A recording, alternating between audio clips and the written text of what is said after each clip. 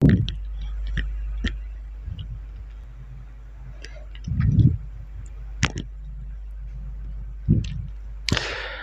दोस्तों, आज हम बात करने वाले हैं एक न्यू चैप्टर चार्ज यानी इलेक्ट्रोस्टैटिक्स वैद्युत स्थिर।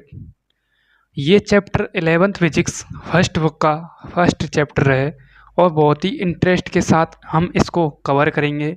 जीरो लेवल से हम कवर कराएंगे आपको। बट आपके पास पेशेंस होना ज़रूरी है। जिस बंदे के पास पेशेंस है वही इस बंदे मेरा मतलब क्लास को अटेंड करना। बाकी ये किसी के लायक क्लास नहीं है, क्योंकि मैं पेशेंस चाहता हूँ। जो भी स्टूडेंट के पास पेशेंस है तो वही क्लास को मतलब लास्ट तक कवर करना।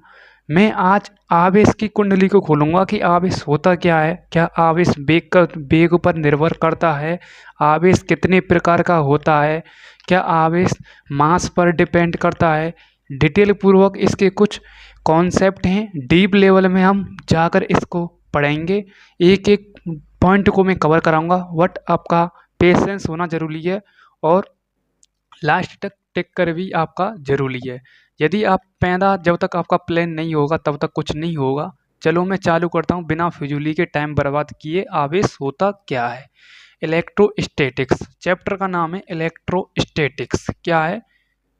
इलेक्ट्रोस्टैटिक्स यानी स्थिर की वैद्युत स्थिर की या स्तर ही मान लो। वैद्युत स्थिर की है, बस तो हम वैद्युत ही लिख देते हैं। स्टैटिक यानी स्थैतिक्स। ठीक है, ये है इस चैप्टर का नाम।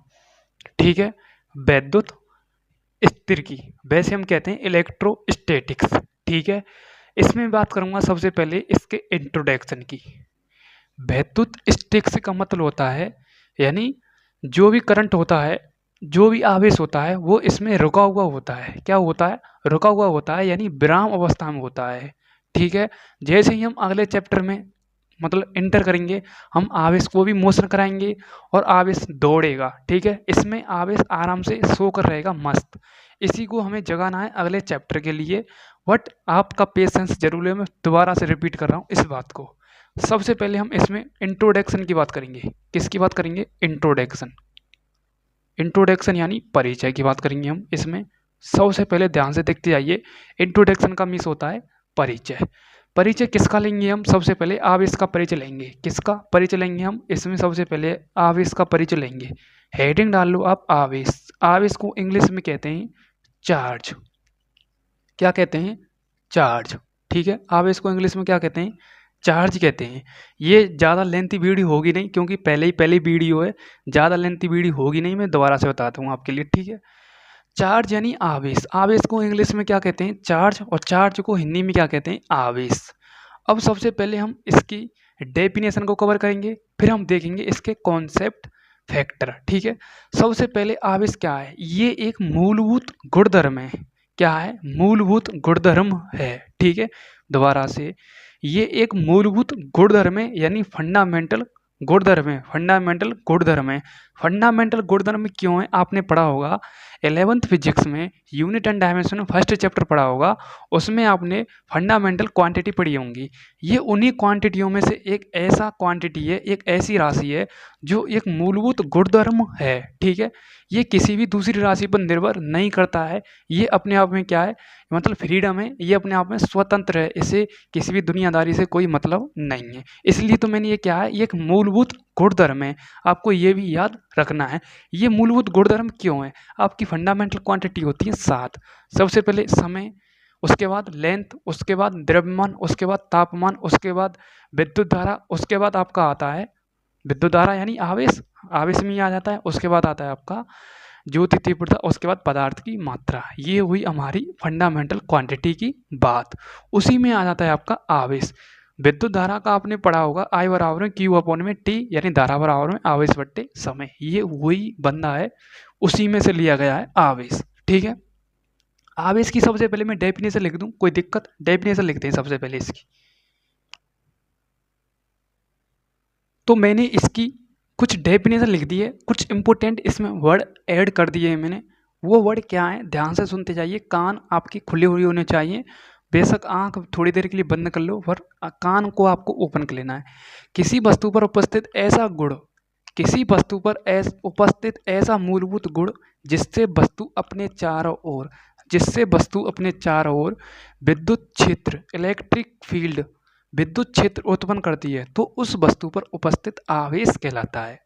मैं दोबारा से इसको रिपीट करता हूँ ताकि बेहतर से बेहतर आपको समझ में आ जाए।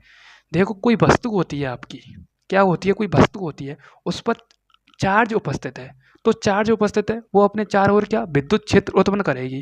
विद्युत क्षेत्र उत्पन्न कर रही है, तो उस वस्तु पर उपस्थित ही चार्ज क्या कहलाएगा, आपका क्या कहलाएगा, चार्ज कहलाएगा। यही मैंने कुछ लाइन लिखी है।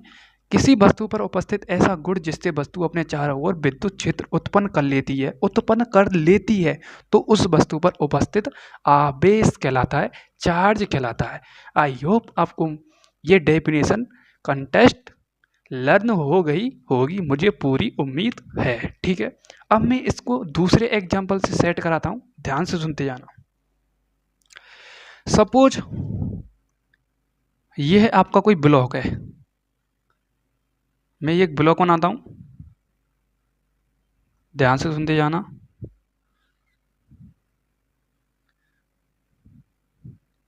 ये क्या है आपका एक, अरे यार कोई दिक्कत नहीं, ये मैं थोड़ा सा एक ब्लॉक ही बना लेता हूं। ये है आपका कोई ब्लॉक, क्या है, ब्लॉक। ठीक है, ये ब्लॉक हो गया, एक छोटा सा मैंने ब्लॉक लिया है। ठीक है, अब देखो, आवेश ऐसा तो है नहीं है वो अपने आप में तैरता है, अपने आप में फ्लोट करता है, उसे मास की जरूरत है नहीं है। आवेश को रहने के लिए मास की अत्यंत बेसिक जरूरी होती है, बट मास को आवेश की कोई ज़रूरत नहीं होती है। अब कंफ्यूज हो गए होंगे, मुझे पता है। देखो, ये मेरे पास में क्या है, मार्कर है, इसका कुछ वेट होगा 1 ग्राम 2 ग्राम, तो ये अपने आप में स्वतंत्र रह सकता है, इसे कोई चार्ज की मतलब नहीं है। चार्ज हो तो मतलब, और चार्ज नहीं हो तो कोई मतलब नहीं। चार्ज हो सकता है या नहीं हो सकता है, उससे कोई मतलब नहीं है द्रव्यमान को। यदि आवेश आपने कभी देखा है, कभी कभी आपने चार्ज देखे हैं, तो वो कभी तैरते हुए नहीं देखते हैं, मतलब तैरते हुए नहीं होते हैं, वो एक जगह पर टिके हुए होते हैं। और जो जगह मतलब टिकते हैं, उसका कुछ वेट होता है, उसका कुछ क्या होता है, द्रव्यमान होता है। सपोज ये मेरे पास में मार्कर है, तो इस पर कुछ ना कुछ तो आवेश होंगे, आवेश के थोड़े बहुत पार्टिकल होंगे, तो इस मार्कर का कुछ ना कुछ तो वेट होगा, इसलिए आवेश द्रव्यमान पर भी निर्भर करता है। फर्स्ट आपकी शर्त कंप्लीट हो चुकी है। ठीक है, मैंने बोला था आवेश क्या वेग पर निर्भर करता है। देखो, मेरे पास में क्या है, ये मार्कर है, इस पर कुछ आवेश है, पहले से इस पर कुछ आवेश है। यदि मैं इसे 100 किलोमीटर प्रति आवर की रफ्तार से लेकर जाऊं, तो क्या आवेश चेंज हो जाएगा? बिल्कुल नहीं होगा आवेश चेंज। पहले जितना था अब भी इतना ही उस पर आवेश मौजूद होगा। ऐसा नहीं है कि आपने इस पर मतलब आवेश 2 किलोग्राम आवेश रख दिया और आप इसे 1000 किलोमीटर प्रति सेकंड की स्पीड से ले गए धड़ देना और आवेश चेंज हो गया। बिल्कुल आवेश चेंज नहीं होगा, इसलिए आवेश नॉट डिपेंड वेलोसिटी, यानी आवेश कभी वेग पर निर्भर नहीं करता। चाहे आप इसे 1000 किलोमीटर की स्पीड से ले जाओ, चाहे आप इसे 2000 किलोमीटर की स्पीड से ले जाओ। सिंपल सिंपल आपका फॉर्मूला कंटेस्ट होना चाहिए बस। ठीक है, स्क्रीनशॉट लें डेफिनेशन का एक बार। ठीक है, मैंने ब्लॉक की हेल्प से समझा दिया है कि ये क्या है, इसका द्रव्यमान है, आवेश द्रव्यमान पर निर्भर करता है और वेग पर निर्भर नहीं करता है। इसके मैं 2 पॉइंट अभी लिखाऊंगा, एक बार जल्दी से जल्दी नोट करें। आपने स्क्रीनशॉट ले लिया होगा, मुझे पूरी उम्मीद है। अब मैं आपके लिए 2 पॉइंट लिखाता हूँ, इंपॉर्टेंट पॉइंट क्या हैं, ध्यान से देखते जाइए। सबसे पहले फर्स्ट पॉइंट है आपका, आवेश द्रव्यमान पर निर्भर करता है।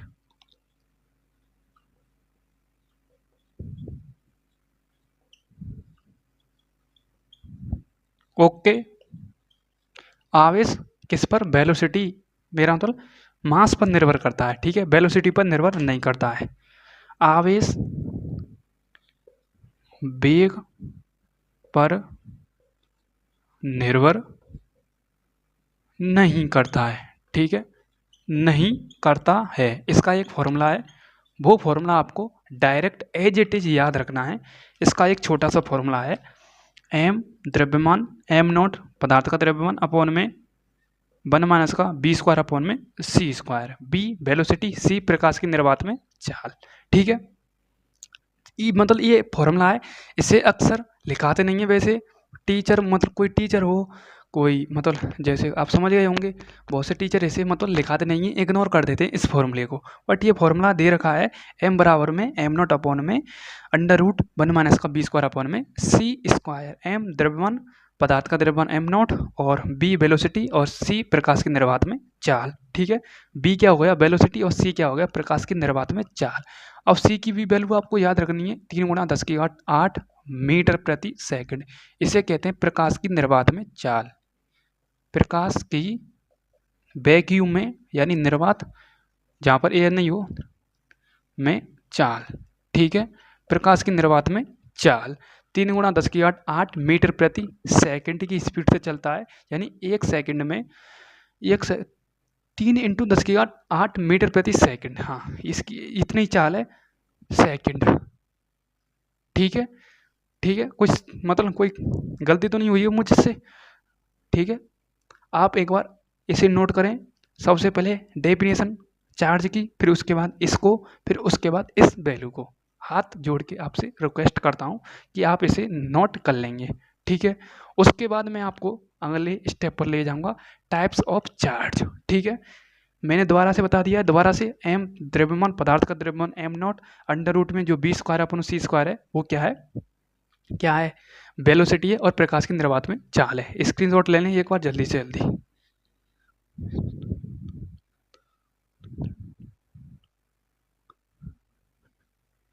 ठीक है, ठीक है, अब एक और पॉइंट है आपका, आप उसे मतलब डायरेक्ट याद कर सकते हैं। वस्तु का द्रव्यमान वेग पर निर्भर करता है। क्यों करता है? अक्सर आपने देखा होगा वस्तु का द्रव्यमान वेग पर निर्भर क्यों करता है। देखो, जब आप किसी भी वस्तु को फेंकते हैं, फ्री बॉल डायरेक्ट ऊपर से फेंकेंगे और नीचे डायरेक्ट आएगी वो, तो उसका जो रास्ते में जो मतलब द्रव्यमान होता है वो कम हो जाता है, चाल के हिसाब से कम हो जाता है। ठीक है, ये भी आपको डायरेक्ट याद रखना है कि वस्तु का जो वेग होता है वो द्रव्यमान पर निर्भर करता है। ठीक है, ठीक है, एक बार ऐसे जल्दी से निपटाओ, फिर मैं इसको एक बार स्क्रीनशॉट लें, एक बार मैं इसको रब करता हूँ, फिर मैं आगे आपको बताऊंगा। ठीक है, आप समझदार होंगे, मुझे पूरी उम्मीद है आपने ये नोट कर लिया होगा। अब मैं चलता हूँ टाइप्स ऑफ चार्ज। आवेश के प्रकार, कितने प्रकार के होते हैं आवेश, कितने प्रकार के नहीं होते हैं आवेश। ठीक है, ध्यान से देखते जाइए। टाइप्स ऑफ चार्ज,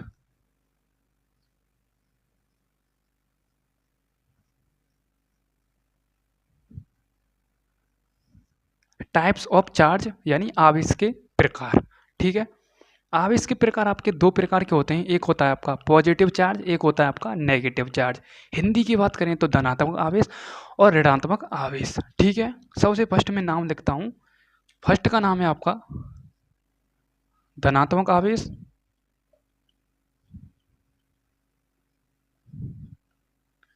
और सेकंड है आपका ऋणात्मक आवेश। ऋणात्मक आवेश। इंग्लिश में बात करें, इंग्लिश में भी चलते हैं थोड़ा बहुत। नेगेटिव चार्ज ऑफ, अरे अरे अरे ये क्या हो गया, ये है आपका पॉजिटिव चार्ज। पॉजिटिव चार्ज, ये है आपका नेगेटिव चार्ज। ठीक है, आवेश कितने प्रकार के होते हैं, चार्ज। थोड़ा लाइट का प्रकाश ज़्यादा है क्योंकि सामने से सामने दोस्ती हो रही है, इसलिए यहाँ पर थोड़ा चौंधा ज़्यादा होगा, तो आप हिंदी में याद रख लें। और नेगेटिव पॉजिटिव आप शुरू से जानते होंगे, नेगेटिव किसको कहते हैं, पॉजिटिव किसको कहते हैं। आप LKG UKG के स्टूडेंट हैं नहीं हैं, क्योंकि आप 12th क्लास के स्टूडेंट हैं। 11th आपने कवर कर ली है, आप 12th क्लास के हैं, आप समझ सकते हैं धनात्मक किसे कहते हैं और ऋणात्मक किसे कहते हैं।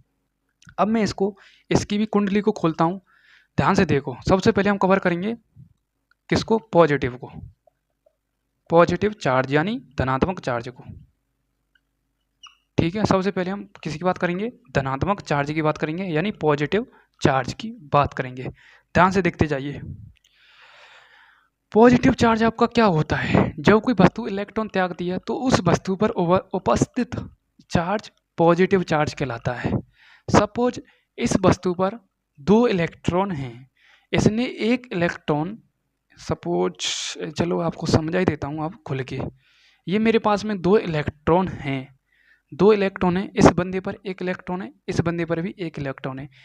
इस बंदे ने इस बंदे से कहा कि मुझे इलेक्ट्रॉन चाहिए भाई साहब थोड़ी देर के लिए, तो इस बंदे ने अपना इलेक्ट्रॉन इसे दान कर दिया। इस पर कितने इलेक्ट्रॉन हो गए, 2 इलेक्ट्रॉन।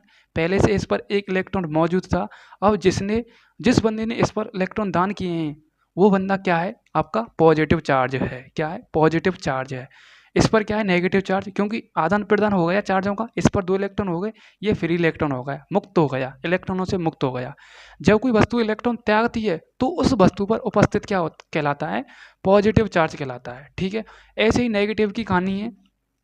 जब कोई वस्तु इलेक्ट्रॉन ग्रहण करती है, इसने इलेक्ट्रॉन ग्रहण किया था, इससे आवेश लिया था, इसने ग्रहण किया था, तो ग्रहण किया था वही आपका क्या कहलाएगा, नेगेटिव चार्ज कहलाएगा। सिंपल कहानी, बेसिक एग्जाम्पल से क्लियर हो चुकी होगी, इससे कोई सस्ता एग्जाम्पल है नहीं है। ठीक है, अब मैं लिखता हूँ इसकी डेफिनेशन।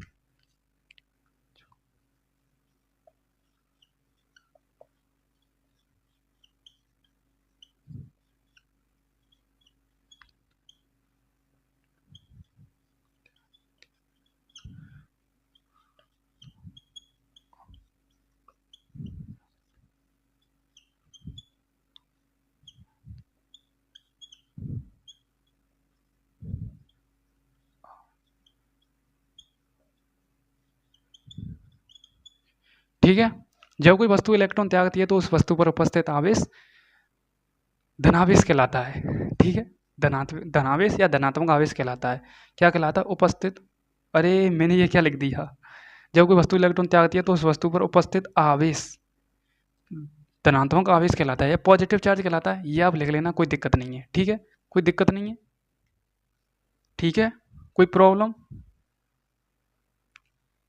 ठीक है, उपस्थित आवेश लिख देता हूँ, नहीं तो आप घबरा जाएंगे। आवेश धनावेश कहलाता, धनावेश कहलाता है।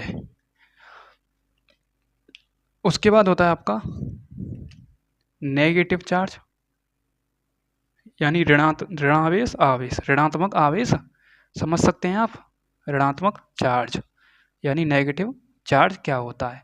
अब नेगेटिव चार्ज की आप डेफिनेशन खुद बनाएंगे, मैं आपके लिए सिखा रहा हूँ। जब कोई वस्तु इलेक्ट्रॉन त्यागती की जगह पर ग्रहण करती है वो आपका क्या कहलाएगा, क्या कहलाएगा, नेगेटिव चार्ज कहलाएगा। ठीक है, सिंपल, इतना तो आप कर सकते हैं, मुझे पूरी उम्मीद है। अब बात करते हैं इनके चार्जों पर। अब यहाँ से आगे आपकी कहानी शुरू होने वाली है। आपने सुना होगा केमिस्ट्री में कुछ मतलब एलिमेंटों के बारे में, जैसे hydrogen, helium, lithium, beryllium, boron, carbon, nitrogen, oxygen, fluorine, neon, sodium, magnesium, aluminium, silicon, phosphorus, sulphur, chlorine, argon, potassium, calcium, scandium, titanium, beryllium, chromium, manganese, iron, cobalt, nickel, copper, zinc. इसके बारे में तो आपने सीखा ही होगा, ये हमने क्या 12th क्लास में मतलब याद किए थे और अभी तक याद हैं। वैसे मतलब एलिमेंट तो अक्सर याद हो जाते हैं और 20 तक एलिमेंट आपको याद होने चाहिए। देखो, संकरण निकालने में हमें एलिमेंटों की आवश्यकता होती है केमिस्ट्री में। ठीक है, और मतलब बहुत सारे मतलब ये एलिमेंट ऐसे हैं जो हर एक जगह पर चलते हैं, पनौती हैं, ये हर एक जगह पर अपना टैंक फंसा देते हैं। ठीक है, आपको डायरेक्ट याद रखनी है, मैं दोबारा से सिखा रहा हूँ आपके लिए। चलो, केमिस्ट्री के भी आपको क्लियर हो जाएंगे। देखो, सबसे पहले आता है, सुन लेना एक बार, hydrogen, helium, lithium, beryllium, boron, carbon, nitrogen, oxygen, fluorine, neon, sodium, magnesium, aluminium, silicon, phosphorus, sulphur, chlorine, argon, potassium, calcium, scandium, titanium, vanadium, chromium, manganese, iron, cobalt, nickel, copper, zinc. ठीक है, ध्यान से। अब मैं आपके लिए एक Na+ और Cl- की कहानी सुनाऊंगा। ठीक है, ये होता है सोडियम, ये होता है क्लोरीन, ये आता है 11 पर आता है और ये 17 पर आता है। अब तो इतना मतलब याद है नहीं है हमको, मतलब क्या फिजिक्स के हिसाब से तो हम करा ही देंगे। ठीक है, सबसे पहले हम इसको नीचे लिखते हैं क्योंकि लाइट का प्रकाश ऊपर ज़्यादा है। ये ठीक है, ये क्या होता है, पॉजिटिव है, इस पर क्या है, क्लोरीन है। ठीक है, जब ये अपना इलेक्ट्रॉन इससे त्यागता है तो उस पर इलेक्ट्रॉन चले जाते हैं, यानी एंटर कर जाते हैं। ठीक है, सिंपल। क्लोरीन पर माइनस पाया जाता है, तभी तो ये उदासीन होता है। जब हम Na+Cl की अभिक्रिया कराते हैं, Na+Cl की अभिक्रिया कराते हैं, तो ये क्या हो जाता है, ये इस पर होता है पॉजिटिव, इस पर होता है नेगेटिव, तो NaCl उदासीन हो जाता है कि नहीं हो जाता है, हो जाता है, तभी तो NaCl होता है सोडियम क्लोराइड, साधारण नमक का फॉर्मूला। ठीक है, सिंपल। और देखो इस पर क्या है, पॉजिटिव है, इस पर क्या है, नेगेटिव है। ठीक है, इस पर पॉजिटिव है, इस पर नेगेटिव है। इससे आप समझ सकते हैं जब इनकी अभिक्रिया कराएंगे तो उदासीन होकर NaCl बना लेंगे। ठीक है, और इलेक्ट्रॉन का आदान प्रदान भी करते हैं। ये आदान प्रदान करता है। सोडियम सोडियम किसके लिए करता है, क्लोरीन के लिए करता है। जो इलेक्ट्रॉन त्यागता है वो क्या कहलाता है, पॉजिटिव चार्ज। जो इलेक्ट्रॉन ग्रहण करता है, कौन ग्रहण करता है, क्लोरीन ग्रहण करता है, वो क्या कहलाता है आपका ऋणावेश आवेश यानी नेगेटिव चार्ज। ये आपको कहानी समझ में आ जानी चाहिए। उसके बाद मैं आपके लिए एक इम्पोर्टेंट और बात लिखा रहा हूँ। इस एग्जाम्पल्स को आप नीचे लिखना, इन दोनों डेफिनेशन के नीचे, फिर उसके नीचे आप या बगल में लिख लेना सजातीय आवेश और विजातीय आवेश क्या होते हैं, इनके बारे में हम बात करते हैं। ये भी आपके फिजिक्स में दे रखे हैं, NCERT फिजिक्स में। ठीक है, ध्यान से देखते जाइए। सबसे फर्स्ट आपने पढ़ा होगा एक प्लस, एक होता है माइनस, एक होता है माइनस, एक होता है माइनस, एक होता है प्लस, एक होता है माइनस, एक होता है साहब जी क्यों माइनस, एक होता है प्लस। ठीक है, इनके बारे में बात करते हैं। ये भी आपको कन्फर्म पता होना चाहिए। ठीक है, रिपल्सन किस में होता है और अट्रैक्शन किस में होता है। अब मैं अब मैं आपके लिए एक एग्जांपल सेट करूंगा, आप उस एग्जांपल समझ में आ जाएंगे क्योंकि वो डेली लाइफ से संबंधित है। बी और बाई, बी और जी, बी से बॉय और जी से गर्ल, मन में लड्डू फूटा। ठीक है, चलो हम समझते हैं। देखो पॉजिटिव पॉजिटिव पॉजिटिव है, पॉजिटिव है, इसमें क्या होगा, प्रतिकर्षण होगा, प्रतिकर्षण होगा, क्योंकि समान है, ये भी समान है, ये भी समान है, दोनों समान है, तो मतलब दूर रहेंगे आपस में, दुश्मनी रहेगी बहुत तगड़ी, क्योंकि समान है तो प्रतिकर्षण क्या होगा, प्रतिकर्षण यानी रिपल्सन, इंग्लिश में कहते हैं रिपल्सन। उसके बाद समान है माइनस माइनस, इसमें भी प्रतिकर्षण होगा। ठीक है, प्रतिकर्षण होगा, समान है, दुश्मनी इनमें भी बरकरार चलेगी। उसके बाद प्लस और माइनस, मिल जाओ भाई साहब, मिल जाओ। जैसे ये नहीं मिले थे आपस में दोस्ती हो गई, Na+Cl, प्लस माइनस आकर्षित यानी अट्रैक्शन, एक दूसरे को ये अट्रैक्ट करेंगे। ठीक है, आकर्षित करेंगे। इसमें दोनों में क्या है, आकर्षित है, क्या है, आकर्षित करते हैं एक दूसरे को। ठीक है, आकर्षित। अरे भाई आकर्षण कैसे लिखते हैं, हाँ आकर्षण न्यू लगते हैं शायद, आकर्षण, हाँ ठीक है, ये अपने आप में अट्रैक्ट करते हैं।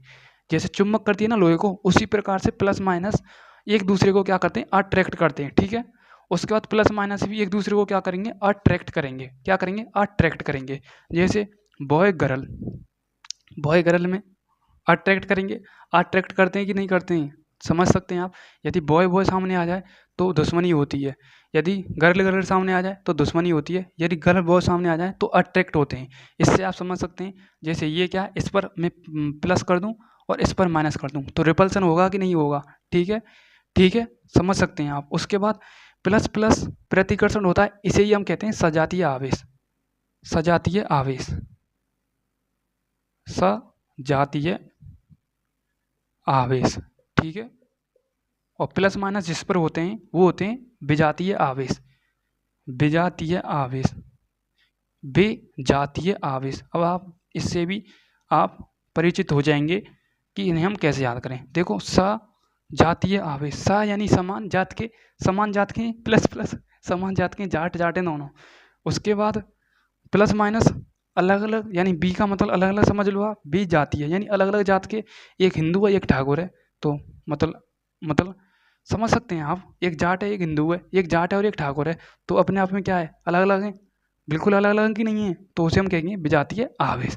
समान यानी सजातीय आवेश और अलग अलग यानी विजातीय आवेश। प्लस प्लस में प्रतिकर्षण होगा, प्लस माइनस में आकर्षण होगा, माइनस प्लस में प्रतिकर्षण होगा, नहीं आकर्षण होगा, और प्लस माइनस में आकर्षण होगा, और माइनस माइनस में प्रतिकर्षण होगा। ये आपको पूरी कहानी समझ में आ चुकी होगी आवेश की। आवेश कितने प्रकार का होता है, आवेश की डेफिनेशन क्या होती है, आवेश मास पर निर्भर करता है कि नहीं करता है, क्या वेलोसिटी पर निर्भर करता है कि नहीं करता है, आवेश क्या वेलोसिटी के साथ चेंज हो जाता है कि नहीं हो जाता है, वो भी मैंने कहानी पहले ही क्लियर कर दी है। आप एक बार इसका पूरे को मतलब आपने दिमाग में फिट कर लिया होगा। अब एक बार स्क्रीनशॉट लें इसका।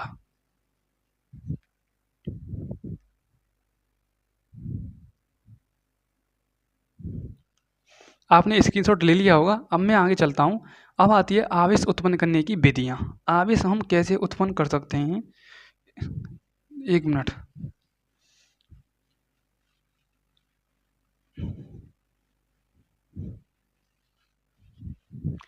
मैं इस टॉपिक को तो इस क्लास में कवर करने वाला नहीं हूँ, और ये टॉपिक इतना ज़्यादा इम्पोर्टेंट भी नहीं है।